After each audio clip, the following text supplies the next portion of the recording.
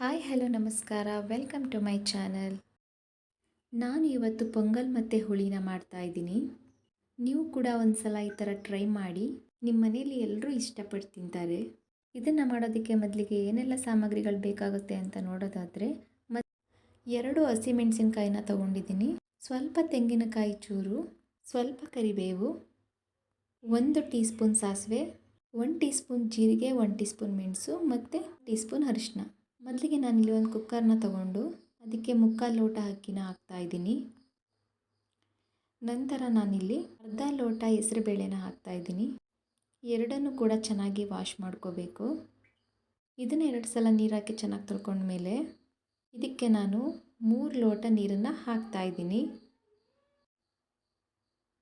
ನಂತರ ನಾನು ಇದನ್ನು ಒಂದು ವಿಸಲ್ ಕೂಗಿಸ್ಕೊತಾ ಇದ್ದೀನಿ. ಇವಾಗ ನಾನು ಕುಕ್ಕರ್ ಆರಿದ ಮೇಲೆ ಓಪನ್ ಮಾಡ್ಕೊತಾ ಇದ್ದೀನಿ. ಇವಾಗ ಪೊಂಗಲ್ ಮಾಡೋದಕ್ಕೆ ಹೆಸರುಬೇಳೆ ಮತ್ತು ರೈಸು ರೆಡಿಯಾಗಿದೆ. ಇವಾಗ ನಾನು ಇದಕ್ಕೆ ಸಪ್ರೇಟ್ 2 ಲೋಟ ನೀರನ್ನು ಕಾಯಿಸಿಟ್ಕೊಂಡಿದ್ದೆ, ಅದನ್ನು ಹಾಕ್ತಾಯಿದ್ದೀನಿ. ನೀರನ್ನು ಹಾಕಿದ್ಮೇಲೆ ಒಂದು ಸಲ ಚೆನ್ನಾಗಿ ಕೈ ಆಡಿಸ್ಕೋಬೇಕು.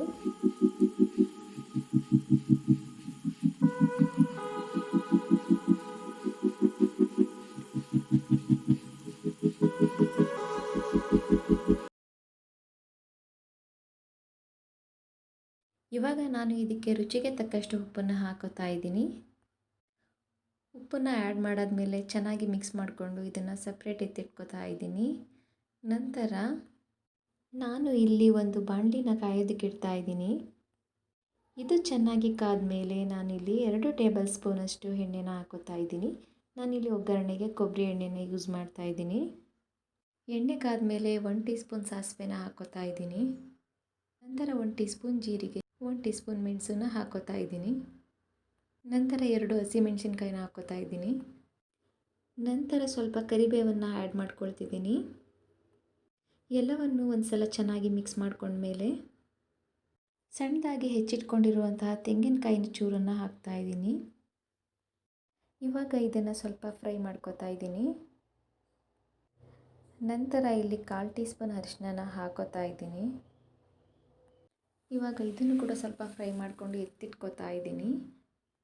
ನಂತರ ನಾನಿಲ್ಲಿ ರೆಡಿ ಮಾಡಿ ಇಟ್ಕೊಂಡಿರುವಂತಹ ಪೊಂಗಲ್ಗೆ ಒಗ್ಗರಣೆನ ಹಾಕ್ತಾ ಇದ್ದೀನಿ. ಇವಾಗ ಎಲ್ಲವನ್ನು ಒಂದು ಸಲ ಚೆನ್ನಾಗಿ ಮಿಕ್ಸ್ ಮಾಡಿಕೊಂಡ್ರೆ ತುಂಬಾ ಟೇಸ್ಟಿಯಾಗಿರೋ ಪೊಂಗಲ್ ರೆಡಿ ಆಗುತ್ತೆ. ಈ ರೆಸಿಪಿನ ನೋಡ್ತಾ ಇರೋ ಎಲ್ಲರೂ ಕೂಡ ದಯವಿಟ್ಟು ನಮ್ಮ ಚಾನಲ್ನ ಸಬ್ಸ್ಕ್ರೈಬ್ ಆಗಿ. ಆಲ್ರೆಡಿ ಸಬ್ಸ್ಕ್ರೈಬ್ ಆಗಿರೋರಿಗೆ ಥ್ಯಾಂಕ್ ಯು. ಶೇರ್ ಮಾಡಿ, ಲೈಕ್ ಮಾಡಿ ಆ್ಯಂಡ್ ಕಮೆಂಟ್ ಮಾಡಿ. ನಂತರ ಇದಕ್ಕೆ ಕಾಂಬಿನೇಷನ್ ಅಂತ ಹೇಳಿ ಹುಳಿನ ಮಾಡ್ತಾಯಿದ್ದೀನಿ. ಅದಕ್ಕೆ ಬಾಣಲಿನ ಕಾಯೋದಕ್ಕಿಟ್ಟು 2 ಟೇಬಲ್ ಸ್ಪೂನ್ ಎಣ್ಣೆನ ಹಾಕೋತಾ ಇದ್ದೀನಿ. ಎಣ್ಣೆ ಕಾದ ನಂತರ 1 ಟೀ ಸ್ಪೂನಷ್ಟು ಸಾಸಿವೆನ ಹಾಕೋತಾ ಇದ್ದೀನಿ. ಸಾಸಿವೆ ಸಿಡಿದ ಮೇಲೆ 2 ಒಣಮೆಣಸಿನ್ಕಾಯಿನ ಹಾಕೋತಾ ಇದ್ದೀನಿ. ನಂತರ ಸ್ವಲ್ಪ ಕರಿಬೇವು, 3 ಹೆಚ್ಚಿಟ್ಕೊಂಡಿರೋ ಈರುಳ್ಳಿ, ಇಷ್ಟನ್ನು ಕೂಡ ಹಾಕಿ ಚೆನ್ನಾಗಿ ಫ್ರೈ ಮಾಡ್ಕೊತಾ ಇದ್ದೀನಿ.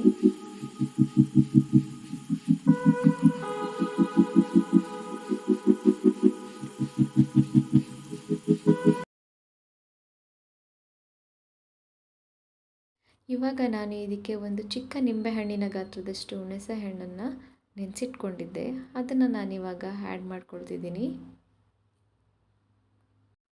ಹುಣಸೆ ಹಣ್ಣಿನ ರಸ ಹಾಕಿದ ಮೇಲೆ ಸ್ವಲ್ಪ ಹೊತ್ತು ಕುದಿಸ್ಕೊತಾ ಇದ್ದೀನಿ. ಇದು ಕುದಿ ಬಂದ ಮೇಲೆ ನಾನು ಇಲ್ಲಿಗೆ 1.5 ಟೇಬಲ್ ಸ್ಪೂನಷ್ಟು ಖಾರದ ಪುಡಿನ ಹಾಕೋತಾ ಇದ್ದೀನಿ. ಇದನ್ನು ಕೂಡ ಹಸಿ ವಾಸನೆ ಹೋಗೋ ತನಕ ಚೆನ್ನಾಗಿ ಫ್ರೈ ಮಾಡ್ಕೋಬೇಕು.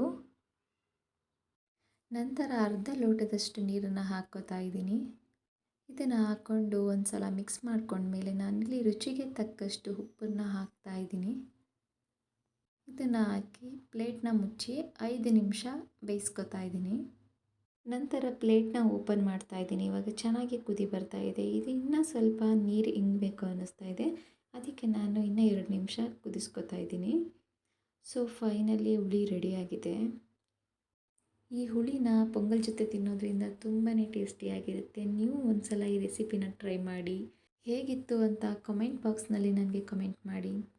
ಲೈಕ್ ಮಾಡಿ, ಶೇರ್ ಮಾಡಿ ಆ್ಯಂಡ್ ಸಬ್ಸ್ಕ್ರೈಬ್ ಮಾಡಿ. Thank you.